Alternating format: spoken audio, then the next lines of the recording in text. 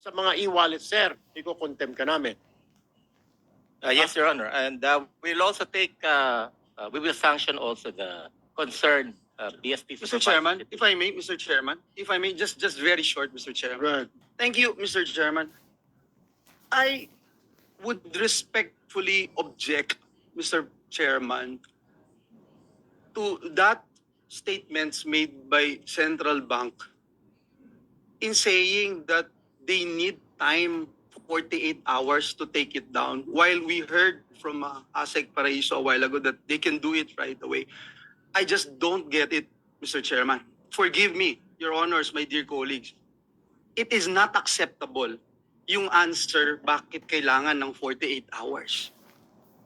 We wanted to protect the public eh. Namamatay na nga yung mga tao eh. Numbers don't lie. These facts, these reports, ang dami pang hindi nare-report, Mr. Chairman. Kausap ko lang yung isang governor sa isang probinsya dito sa Pilipinas. Sabi niya, halos araw-araw may nagpapakamatay dito, pare. Bakit di natin ma-stop? Again, Mr. Chairman, I'm really sorry. It is not acceptable yung binibigay na sagot kung bakit hindi natin may sara ngayon kung kaya naman. Ngayon, if there's another answer, Mr. Chairman, that would convince this representation na bigyan pa rin ng 24 hours, sige ho, I will agree. But right now, the answers being given to us, Mr. Chairman, hindi ho acceptable. Sorry. Thank you. Thank you, Senator Villanueva. Yes. Sandali lang po, Mr. Chairman. We'd like to clarify the statement of the BSP representative because very important po yan. Is your statement is within 48 hours, you will ban the apps on the e-wallets or you will ban e-wallets to be utilized by these gambling operators? That's two different things, ha? Kasi yung apps, tanggal lang yan. Ibig sabihin, walang advertising. Pag punta mo sa GCash, sa PayMaya, hindi na lalabas yun. Pero iba yan sa pinagbabawal nyo ng paggamit ng e-wallets sa pagbayad nitong gaming na ito. Let's clarify that. If you're saying the latter, which is to ban, then I am with you, I support you, and I congratulate you if you can do that within 48 hours. So let us clarify, Mr. Chairman.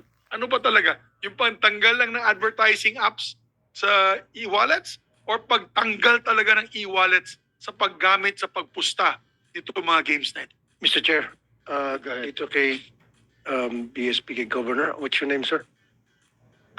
Mamerto Tangonan, Your Honor. Ba't kinakailangan pa ng isang araw na palugit? 48, ba't kinakailangan pa ng 48 hours? Eh, sabi nga na dito isang pindot lang yan tapos nawala na yung apps na yan. Ba't kinakailangan palugit? Para marami pang pwedeng tumaya?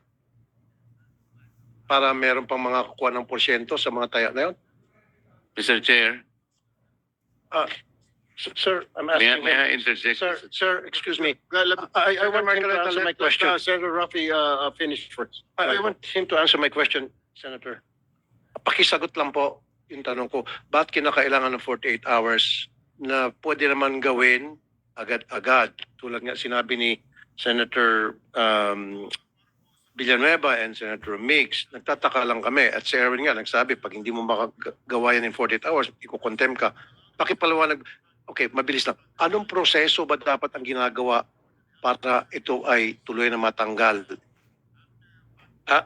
So, Mr. Yung pinag-usapan natin. Your Honor, we provided 48 hours because one, as I've mentioned earlier, we want to give time to the BSP supervised institutions to take down those in-app links and icons to the online gambling sites.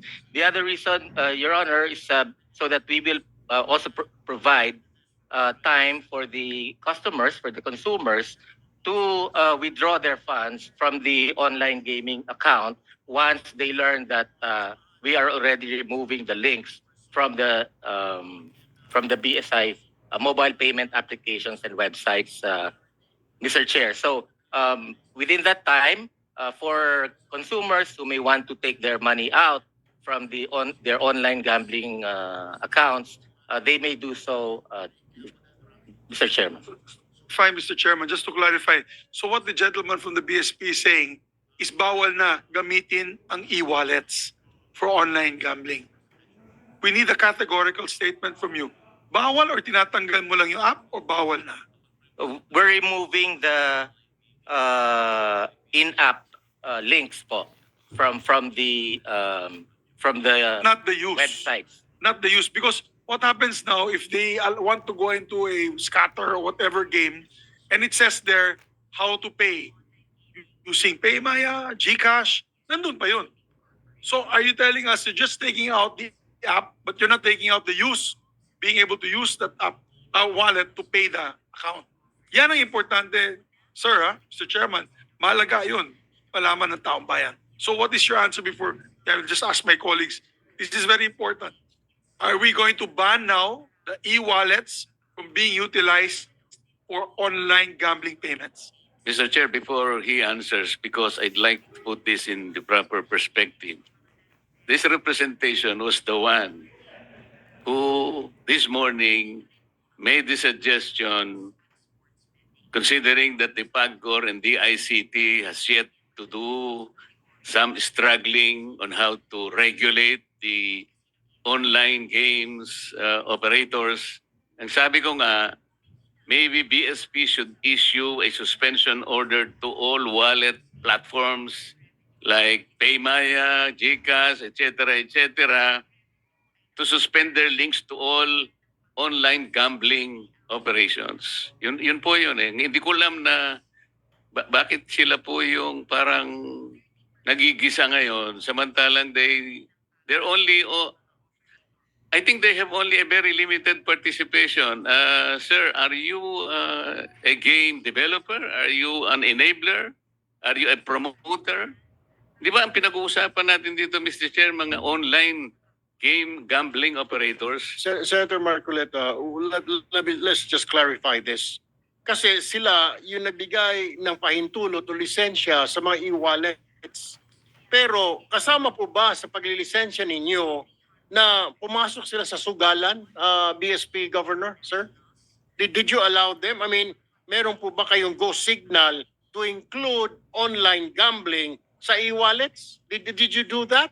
Kasi ang alam ko po, e-wallet para padala ng pera, di po ba? Bakit po pumayag kayo? I mean, this has been going on for several years now. Mr. Chair, we allowed them to send funds or to remit funds to legal and Kaya po, bilisan na po natin. Pinayagan nyo ba sila na maglagay ng gambling? Pinayagan po ninyo. given that Yes or no, sir? Yes or no? Did you? Did you or did you not? Para malinaw po tayo, may katanungan po Senator Marcoleta. Magtatanong pa po Senator Cayetano, hindi pa po kami tapos sa PAGCOR. Just answer yes or no. Pinayagan nyo ba? Sandali po, hindi pa nasasagot muna yung tanong ko eh. Ay, kayo muna sa magot sa tanong ko. Kayo po ba ay game developer? Kayo ay enabler, promoter, and marketer ng online games? Kasi hindi po. Mr. Chair, parang sila ngayon ang nagigisa eh. That's why I'd like to point out, ano po ba yung limited participation ninyo eh? Kasi ang PAGCOR po ang merong regulatory powers dito eh. Bakit hindi sila yung mauna na mag-regulate? Bakit po yung GCash ang dinidiin natin? Parang nakikita ko, we're all barking on the wrong tree. I just made a suggestion this morning but I did not expect na sila yung gigisahin natin. Hindi po sila yung operator eh. Ang kanila, sa akin pong pagkakaunawa, the participation of GCash occurs only at the point where lawful payment facilitation is performed. And GCash has employed stringent regulatory and compliance control. So, bakit sila yung receiving end? Ito lang naman ang punto. Let us be very reasonable here. Don't be harsh on anybody. Yung PAGCOR ang uunahin natin dito. Sila yung nag-breakdown ng regulation. If they cannot regulate their own accredited and approved online game operators, at sinasabi nila ngayon dito, Mr. Chair, ang problema yung pong mga illegal, bakit hindi po nyo puntahan ng mga platforms, Mr. PAGCOR? Eh, ang mga platforms, kabisado naman natin kung sino-sino sila. Ito yung Google Pay. Ito yung Amazon, ito yung Facebook, ito yung Twitter. Can you not go to them in the first place with the help of DICT? Doon kayo magsimula. That's the first layer. And then go back to your legal or illegal. Tingnan nyo kung meron silang KYC measures to protect the public.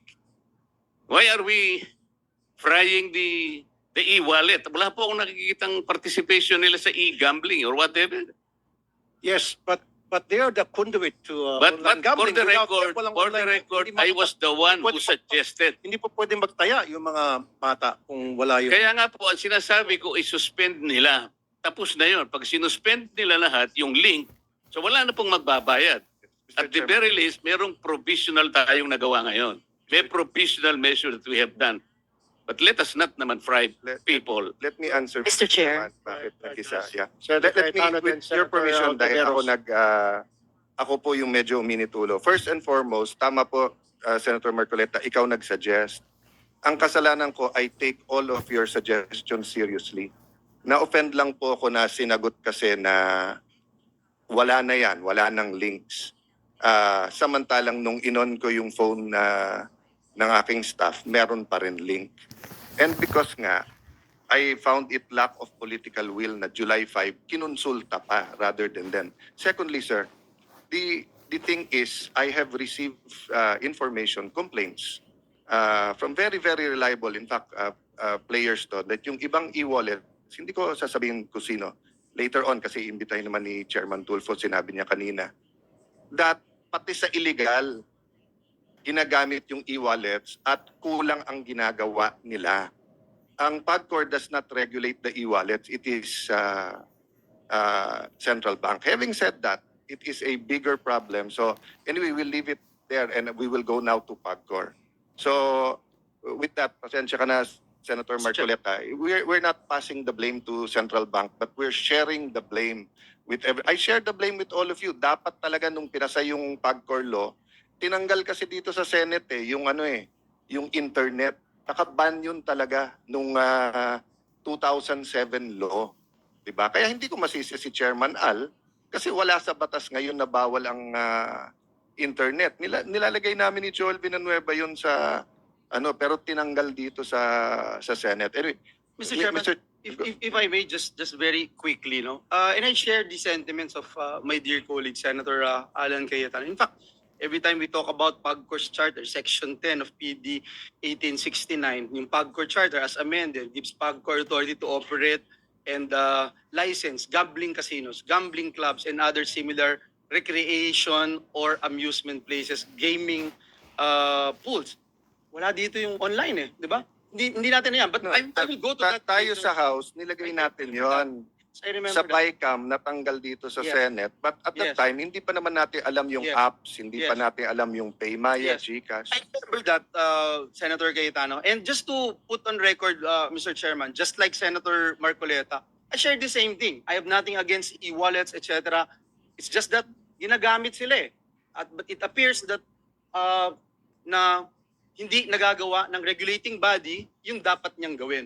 Kanina, uminit din yung ulo ko dahil hindi ko po alam. And I'd like to put this on record because I didn't know these mechanisms. Yung, for example, naglagay na pala ng pera yung mga kababayan natin. Hindi ko alam yun So ngayon ko lang narinig. Have I heard it kanina? Kaya may 48 hours. Hindi ako sasamaan loob Now that you mentioned it, para maprotektahan na yung mga naglagay at makalabas sila, then I understand and I will share now the position of the chair. Yes. Na Senator bigyan sila Risa's bill, time pa. So actually, just put that on record, Mr. Chair. yes. Thank you. Senator Risa's bill actually includes the ban. So tama yung tanong po ni Senator Mix na, sir, when will the central bank decide whether on your own, under the law, you can do that now will you ban the use of e-wallets for gaming? Kasi Mr. Chair. Go ahead. With the indulgence of Senator Alan Peter Cayetano, go ahead, Senator Ontiveros. Salamat, Mr. Chair, at salamat din kay Senator Alan. Dahil nabanggit na rin po niya, indeed, yung pagputol po absolutely ng link sa pagitan ng mga e-wallets at super apps at mga online gambling platforms, isa sa pinaka-importanting provision nung bill ko. Which is why also, Mr. Chair, I just wanted to manifest kasi kanina nabanggit na yung mga e-wallets. I'm really looking forward, Mr. Chair, dun sa sinabi nung chair kanina na iimbitahin din sila sa susunod na pagdinig para matanong natin. Because I believe those e-wallets, whether GCash, Paymaya at iba pa, ay may sagutin sa problemang ito ng online gambling. Salamat, Mr. Chair. Thank you, Senator Tiberos. Go ahead, Senator Cayetano. Mamaya kasi Mr. Chair, I will show and yun doon ako papunta sa question ko kay Chairman Al na sa isabong kasi nakita din natin yung difference ng may betting station at saka yung nagagamit yung e-wallets. So I'm not pressuring the central bank, sir. It's just sinusundan ko lang yung question ni Senator Mix. Have you decided or it's still under consideration whether ipagpabawal ang paggamit ng e-wallet? And let me explain why ha. In the casino, part of know your client, 'di ba? Kapag ka nagka-gambling addiction 'yan, the family member can call the casino and can tell them, Mr. Cruz or Mr. De La Cruz or Mr. Santos has a gambling, hindi ka na pwede doon, 'di ba?